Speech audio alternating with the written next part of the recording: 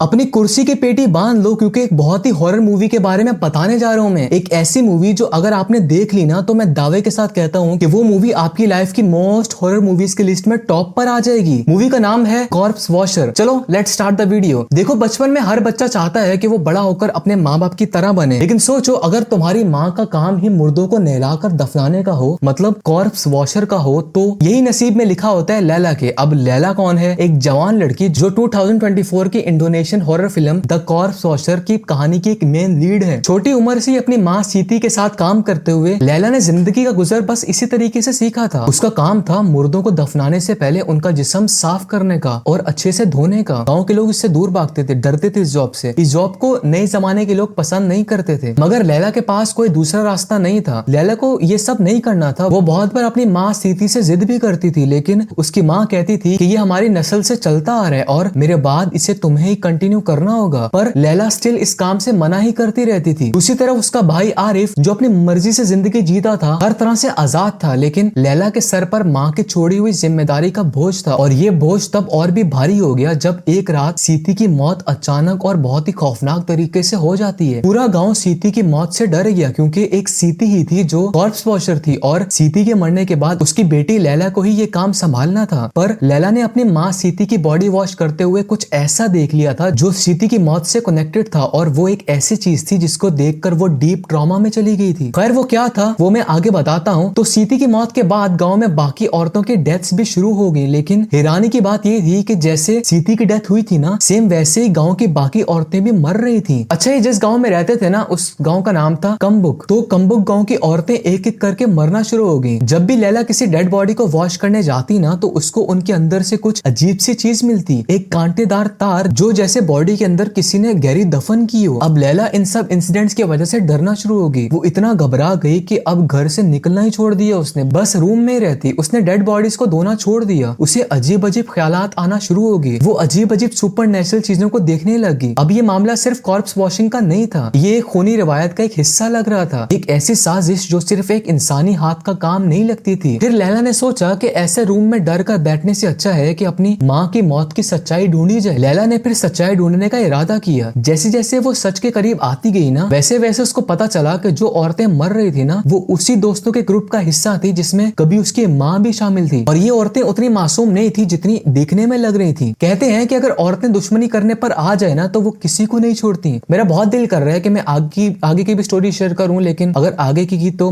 आपको मूवी देखने में मजा नहीं आएगा, क्योंकि स्पॉइलर दे दूंगा ना यूं तो। थोड़ी सी हिंट दे देता हूँ मैं आपको कि इस मूवी में ना बदले के अराउंड सब हो रहा होता है, और ये डर और बदले की कहानी सिर्फ एक भूत की नहीं होती, ये एक ऐसे इंसाफ की कहानी है जो कभी दिया नहीं गया। लैला जिसे समझती थी कि ये सिर्फ एक लॉयल दोस्तों का ग्रुप है, असल में वो ग्रुप पुराने राजों और गुनाहों का एक घिरा हुआ झंझार था, मगर एक बदला लेने वाली रूह नहीं थी। असल खतरा था वो जहर जो अफवाहों के जरिए फैलता था। जब कम्बक गांव में औरतें एक एक करके पागल होने लगी ना, पहले तो सभी दोस्तों को लग रहा था कि ये सिर्फ नेचुरल डेथ्स हो रही हैं, लेकिन फिर जब लैला ने उनको सच्चाई बताई ना कि उससे हर बॉडी में से वो लंबी तार मिल रही है, तो उन्हें डेथ्स का कनेक्शन लगा और फिर वो सब आपस में एक दूसरे पर शक करना भी शुरू हो गई। फिर जब अफवाहें आग की तरह फैलने लगी ना, तो सिर्फ मुर्दे ही नहीं, जिंदा लोग भी इस आग में जल जाते हैं। एक और हिंट दे दी है मैंने आपको, अब और हिंट नहीं देने वाला। जाकर देखो इस मूवी को। वैसे रुको, थोड़ा और सुन लो। देखो, असल हॉररनेस तभी असर करती है जब वो इंसानी दुख दर्द को छूती है। सच का डर असल में वही होता है जो जिंदगी के अंदर मौजूद होता है, और द कॉर्प्स वॉशर की सबसे ताकतवर चीज भी यही है। जब ये कहानी खामोश गम के लम्हों पर ठहरती है ना, तब ये दिल को छू जाती है। अच्छा, खैर क्रिटिक पॉइंट ऑफ व्यू से इस मूवी पर रिमार्क्स दूं तो आई थिंक इसमें भूतों का जो मेकअप है ना, वो ज्यादा क्लाउन जैसा लगता है बजाय डिमोनिक के, और लाल पानी जैसा खून सिर्फ एक बेकार इफेक्ट लगता है बार बार। हाँ, ये कोई हॉलीवुड का ब्लॉकबस्टर नहीं है, मगर इसका मतलब ये नहीं है कि विजुअल्स इतने आम लगे कि डर का असर ही खत्म हो जाए। एक और चीज जो इस फिल्म को कमजोर बनाती है वो है बाकी कैरेक्टर्स को ज्यादा ना दिखाना। सीती और शायद इब्बू तित्ती, जो कम्बुक विलेज की गॉसिप क्वीन है, इनको छोड़कर बाकी औरतें सिर्फ एक नाम की तरह ही हैं। उनकी कोई कहानी नहीं दिखाई गई, कोई बैकग्राउंड नहीं दिखाया गया, कोई शनाख्त नहीं, कुछ मूवी में नहीं दिखाया गया। जबकि क्योंकि स्टोरी उन सबके अराउंड रिवॉल्व कर रही है ना, तो सबकी लाइफ को डीपली दिखाना चाहिए था ना, क्योंकि अगर तुम पहचानते ही नहीं हो कि कौन मर रहा है तो दुख कैसे महसूस करोगे। मजीद अगर कहानी की बात करूं तो द कॉर्प्स वॉशर एक जेनेरिकली लिखी गई हॉरर फिल्म लगती है। भूत का बदला शटर जैसा लगता है, पैरानॉर्मल स्पिरिट्स का जिस्म पर कब्जा और हॉरर विजुअल्स, ये सब मुझे ऐसे लगे जैसे द एग्जॉर्सिस्ट से उठाए गए हो। अगर आप द एग्जॉर्सिस्ट के फैन हो ना, तो ये मूवी आपको थोड़ा वैसे वाली फील देने वाली है। अच्छा, एक आर्टिकल में ना मैं इस मूवी रिलेटेड पढ़ रहा था कि कोई थिएटर में ये मूवी देखने गया और ऐसे बहुत सारे मोमेंट्स थे जहां ऑडियंस को डरना चाहिए था मगर वो हंसने लग गई। जैसे जब मुर्दा औरतें लैला की तरफ बढ़ रही होती हैं कब्रिस्तान में, तो खैर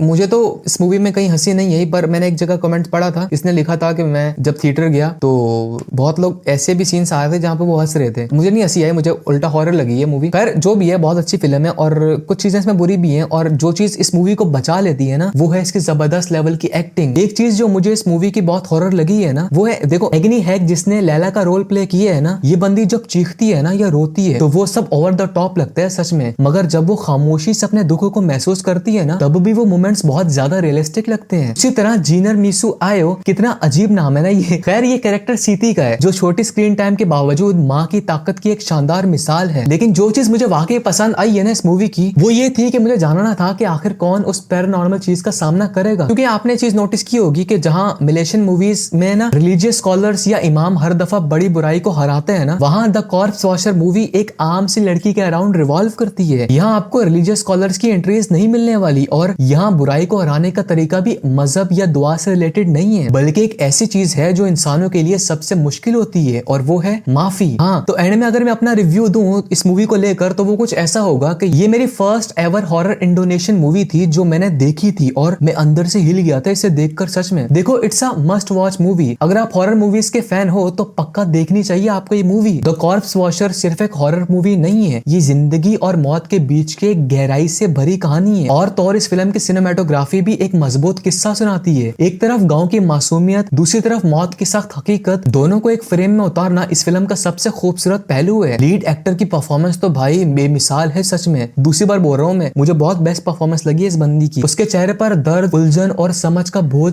साफ दिखाई देते हैं। इस मूवी के बाद मैं इस एक्ट्रेस का तो फैन ही हो गया था सच में। लेकिन मैं पहले बता दूं कि ये फिल्म बहुतों को पसंद नहीं आने वाली, लेकिन ये फिल्म सबके लिए है भी नहीं। ये स्लो पेस्ड और सोचने पर मजबूर करने वाली फिल्म है। जिन्हें हॉरर सिर्फ जंप स्केयर्स और भूत प्रेत की कहानियां लगती है ना, उनको शायद ये उतनी इंटरेस्टिंग ना लगे, मगर अगर आप एक ऐसी कहानी देखना चाहते हो जो जिंदगी के गहरे सवालों को छेड़े तो ये फिल्म जरूर देखने लायक है आपके लिए। अब जो मुझे इस मूवी में अच्छा लगा है ना वो है वो माहौल जो रीत रिवायत से जुड़ा हुआ है। इस मूवी ने जो आवाज, रोशनी और म्यूजिक का इस्तेमाल किया है ना वो एक ऐसा खौफनाक माहौल बनाता है कि जो सिर्फ हॉरर नहीं बल्कि एक जज्बाती असर भी छोड़ देते हैं। कब्रिस्तान का सुनसान माहौल और मौत के आसपास चलती रस्में इसको और भी ज्यादा असर डालने वाली मूवी बनाती हैं। तो जिसने देखी है ये मूवी वो मुझे कमेंट्स में बताना कि उसे कैसी लगी, और जिसने नहीं भी देखी ना वो जाकर देखना, अच्छी लगेगी आपको बहुत। एक नए एंगल से आप इस हॉरर मूवी को एक्सपीरियंस करोगे। और रात में तो हरगिज मत देखना है इस मूवी को, पहले बता दूं मैं।